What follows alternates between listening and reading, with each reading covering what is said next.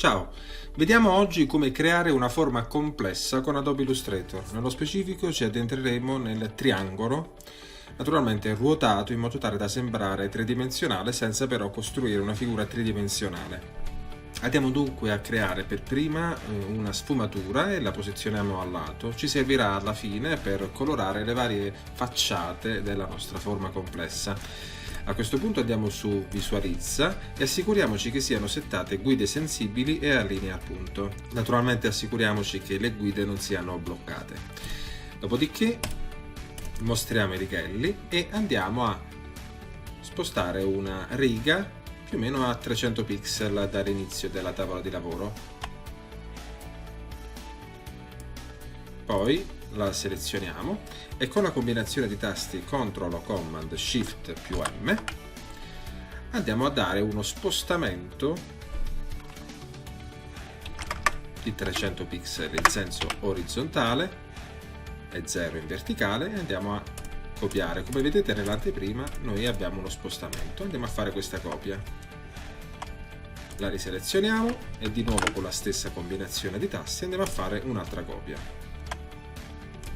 Ora queste le spostiamo più così nella parte centrale.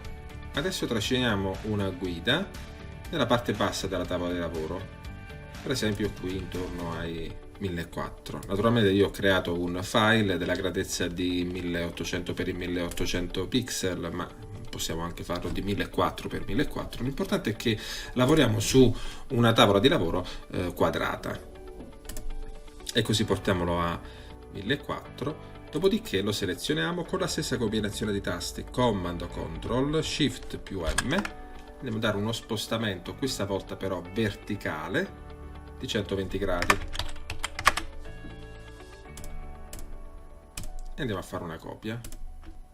Selezioniamo la guida appena creata, con la stessa combinazione di tasti andiamo a fare CTRL o Command più Shift più M.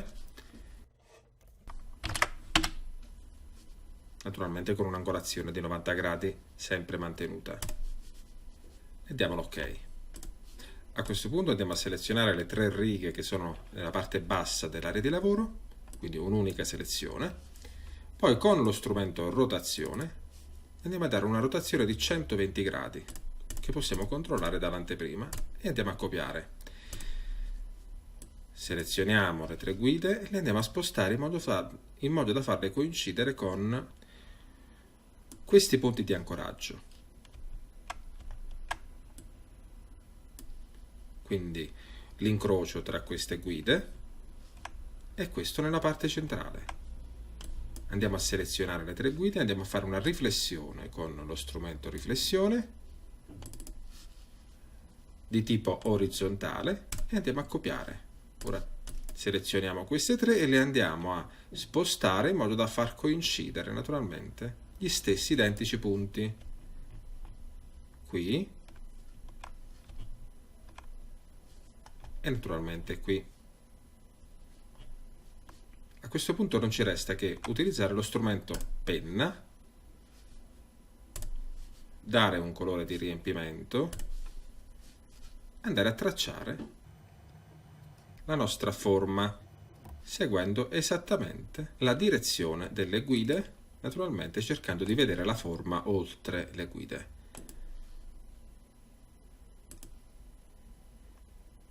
Naturalmente con le guide sensibili noi abbiamo subito le indicazioni dei punti di ancoraggio che ci permettono appunto di andare a delimitare precisamente i nostri punti. Poi ci avviciniamo per andare a correggere eventuali piccole distanze.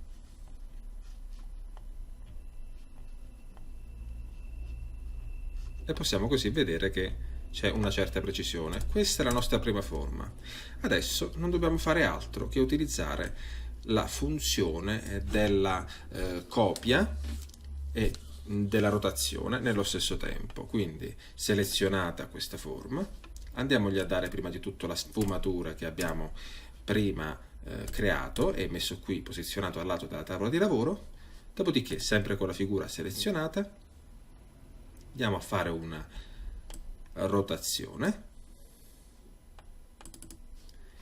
di 120 gradi e copiamo. Poi andiamo a posizionare questa forma qua sotto e come vedete comincia a crearsi un effetto di tridimensionalità dovuto anche e soprattutto alla direzione delle sfumature, che è una direzione naturalmente obliqua, che parte dall'alto verso il basso, dallo scuro verso il più chiaro, di due tonalità molto simili. Di nuovo selezioniamo la figura appena copiata, con lo strumento rotazione, sempre un'angolazione di 120 gradi, andiamo a fare un'ulteriore copia e naturalmente andiamo a coprire e chiudere la nostra figura triangolare in questo modo. Per comodità potremo naturalmente creare le forme con lo strumento penna su un nuovo livello.